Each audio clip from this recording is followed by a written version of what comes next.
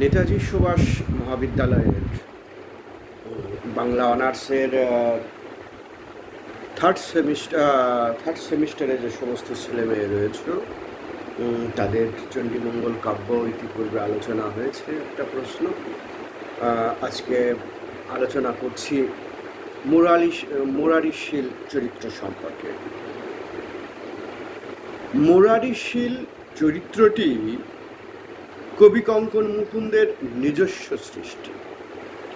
চরিত্রটি মুকুন্দের সৃষ্টি নৈপুণ্যের আর এক দৃষ্টান্ত স্থল। কাব্যে চরিত্রটির আবির্ভাব স্বল্পকালের হলেও পাঠকের মনোরাজ্যে সে চিরকালের জন্য স্থান করে নিয়েছে। এখানে চরিত্রটির অতুলনীয় আবির্ভাব। আসলে কবি কঙ্কনের শিল্পবোধ এখানেও গভীর বাস্তবতার দ্বারা অনুপ্রাণিত হয়েছে। মুরারিশীল জাতিতে বণিক, একটিমাত্র চরণে তার পরিচয় দিয়েছেন। কি পরিচয়? দেখো, বান্না বড় দুঃশীল, নামেতে মুরারিশীল, লেখাজোকা করে টাকা করি। এই কথার মধ্য দিয়ে নিজের পরিচয় দিচ্ছেন।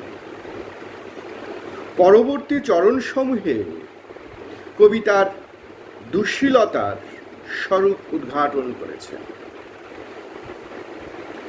চণ্ডী প্রদত্ত অঙ্গুরি নিয়ে কালকেতু বিক্রয়ের জন্য তার বাড়িতে উপস্থিত হয়েছে। কালকেতুর খুড়া আহ্বান শুনে মুরারি ঘরের মধ্যে আত্মগোপন করেছে। পাইয়া বীরের সারা, প্রবেশে ভিতর বেড়া, মাংসের ধারয়ে দের বুড়ি। অর্থাৎ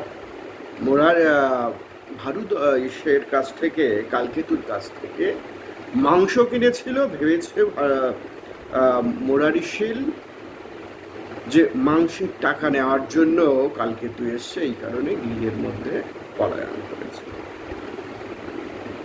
মুরারিশীল কোটিপতি ব্যক্তি, অথচ সামান্য ১.৫ বুড়ি ঋণ শোধ করতেও তার প্রবল অনিচ্ছা।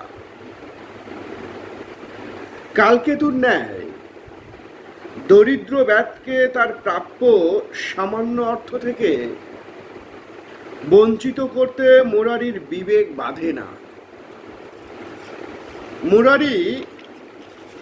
মুরারিশীলের ন্যায় অর্থপিপাসু ব্যক্তিরা চক্ষু লজ্জার ভয় করে না। বণিক মুরারি ভাগ্যবান ব্যক্তি।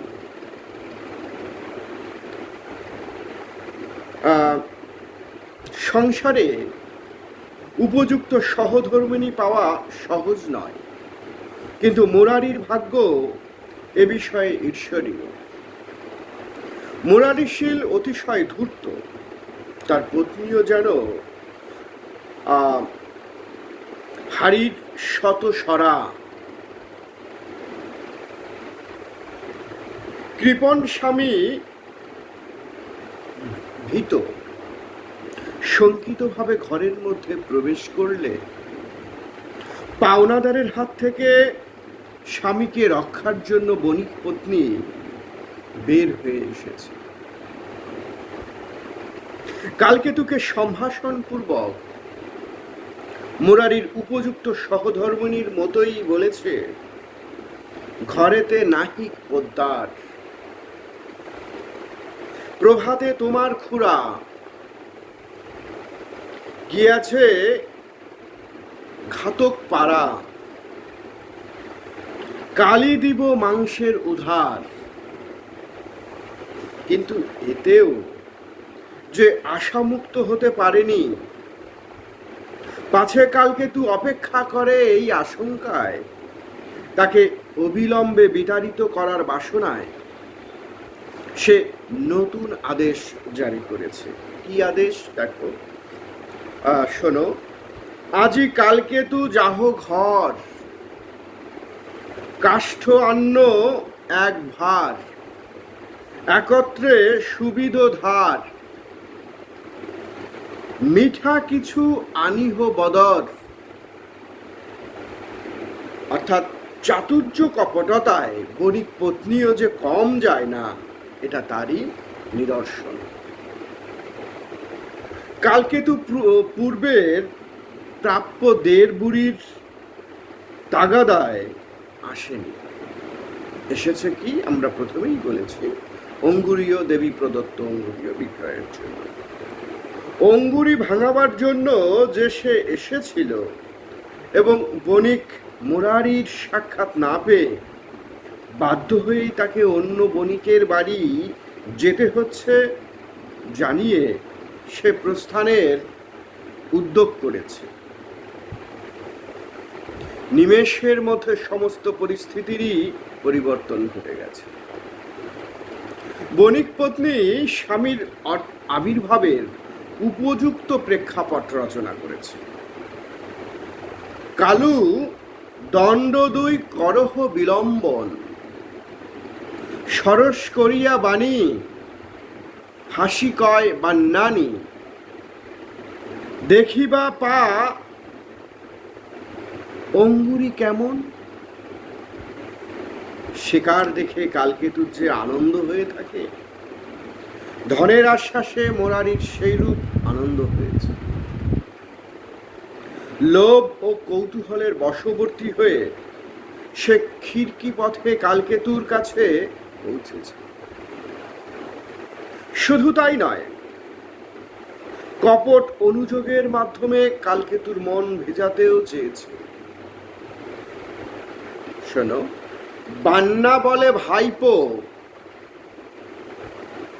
ইবে নাহি দেখি তো, এ তোর কেমন ব্যবহার। অর্থলোলু, শট, ধূর্ত। মুরারি অঙ্গুরি পরীক্ষা করে যে রায় দিয়েছে তা সত্যই চমকপ্রদ। কি দেখো, শোনো তোমরা, সোনা রূপা নহে বাপায়, এ বেঙ্গা পিতল। সোনা নয়, রূপা নয়, এটা সম্পূর্ণ রূপে পিতল, এটাই বলছে মুরারির শীল। ঘষিয়া মাজিয়া বাপু করেছ উজ্জ্বল, ঘষে মেজে তুমি এটাকে উজ্জ্বল করেছ, এটাই মুরারির শীল কালকেতুকে বলছে, যাতে করে স্বল্প মূল্যে জিনিসটা কেনা যায়। মুরারি যেন কালকেতুর প্রতারণা ধরে ফেলেছে। তার ন্যায় অভিজ্ঞ বণিকের দৃষ্টিকে ফাঁকি দেওয়া যেন অসম্ভব, এমনই একখানি ভাব দেখিয়েছে। প্রথম শ্রেণীর অভিনেতার মর্যাদা যে তার সঙ্গতভাবেই প্রাপ্য, তাতে সন্দেহ নেই। পিতল হিসাবে কালকেতুর অঙ্গুরির মূল্য নির্ধারণ করেছে মুরারি। অত্যন্ত তৎপরতার সঙ্গে কোটি টাকার অঙ্গুরির মূল্য অষ্টপন আড়াই বুড়িতে নামিয়ে এনেছে সে, যা সাধারণ ক্ষমতা নয়। এ যেন রাতকে দিনে পরিণত করা। আমাদের বুঝতে অসুবিধা হয় না যে মুরারি শীলের মতো বণিকদের কাছে অসাধ্য বলে কিছু নেই।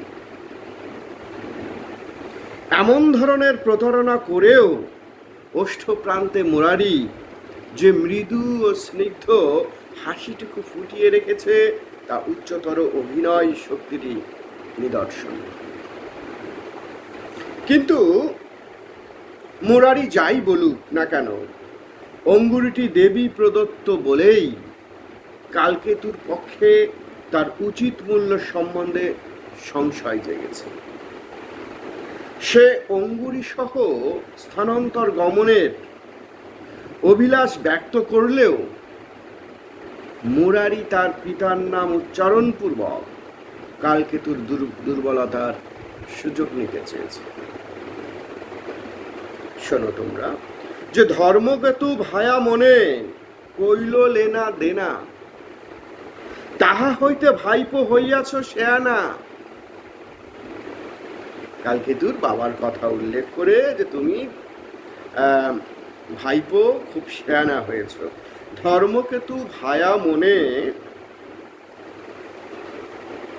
কইল লেনা দেনা, তাহা হইতে ভাইপো হইয়াছ শেয়ানা।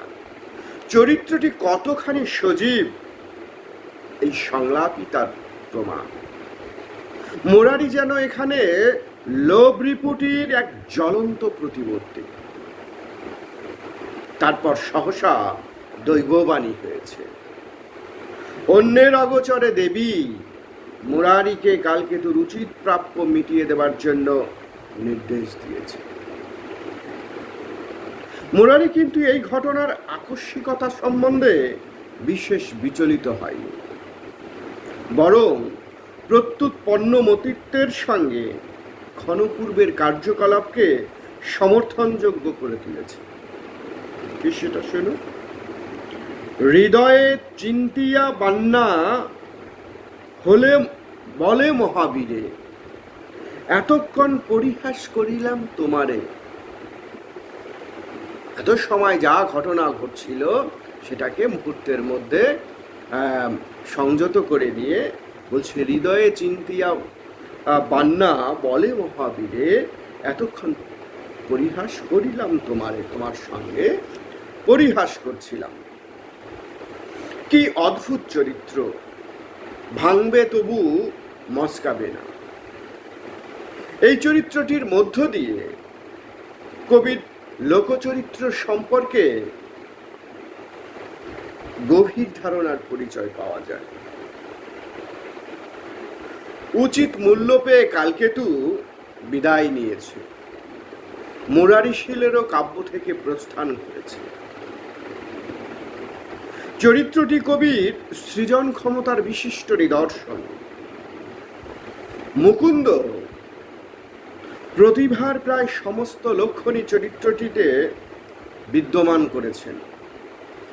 জীবনাভিজ্ঞতা, পর্যবেক্ষণ কুশলতা, বস্তুনিষ্ঠা, নাট্যরসপিপাসু প্রভৃতি সমস্ত বৈশিষ্ট্যই এক্ষেত্রে লক্ষ্য করা যায়। কবিকঙ্কন মুকুন্দ চরিত্রটিকে রক্ত মাংসের জীবন্ত স্বভাব দান করেছে। তার আচার আচরণ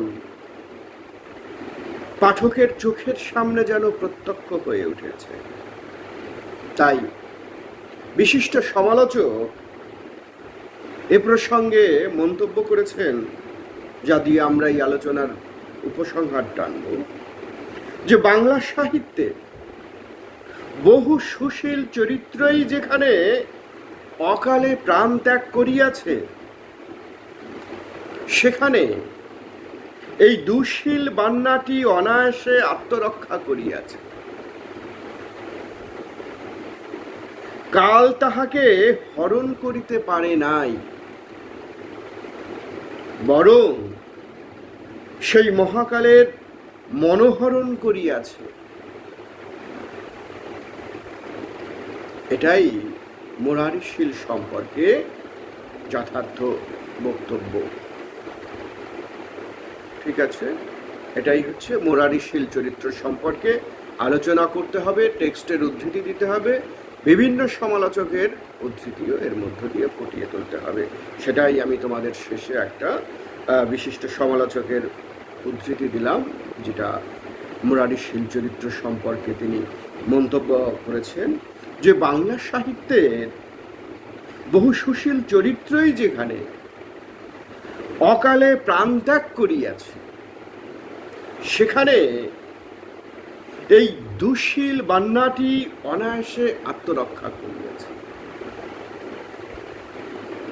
কাল তাহাকে হরণ করিতে পারে না, বরং সেই মহাকালের মনোহরণ করিয়াছে। এই আলোচনাটা দিয়েই তোমরা মুরারিশীল চরিত্রটা আলোচনা শেষ করবে।